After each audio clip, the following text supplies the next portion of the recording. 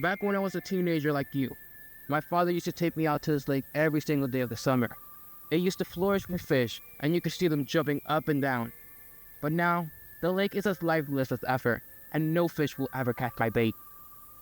What happened? Well, I'm not really sure what happened, but our lake's health started to decline around 40 years ago. That's when we started to notice that less fish were on it. But now, our farm is going to lose one more thing. Wait, what do you mean? You see, the world supply of phosphate is slowly running out. Phosphate is what's used to make fertilizers, which means that the price of fertilizer is becoming more and more expensive by the day.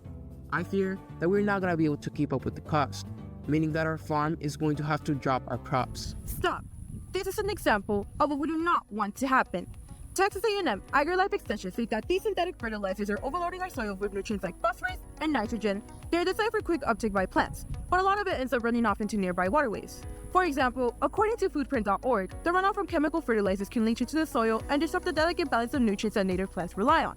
They can cause a buildup of salts, heavy metal contamination, and accumulation of nitrate in the soils.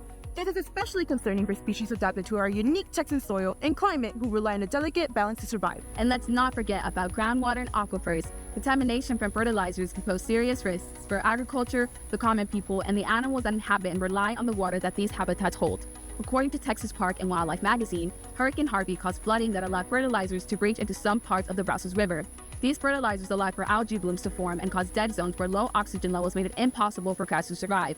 It is a stark example of how our agriculture practices can have far-reaching consequences on both land and sea.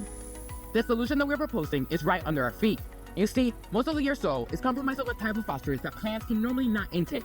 Hence, why we need fertilizers. But recent scientific discoveries have allowed us to break through this barrier. Phosphate-solubilizing microorganisms, or PSM for short, break down these complex forms of phosphorus, allowing plants to digest them, throwing away the need for phosphorus-based fertilizers.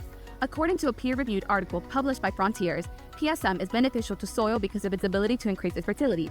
In turn, it promotes plant growth as well as enhances the soil's ability to protect against diseases, droughts, salinity, and heavy metals, all of which are detrimental to the native habitats of Texas and the growth of plants. This has led to PSM being linked directly with increased crop yield for the farmers who use them.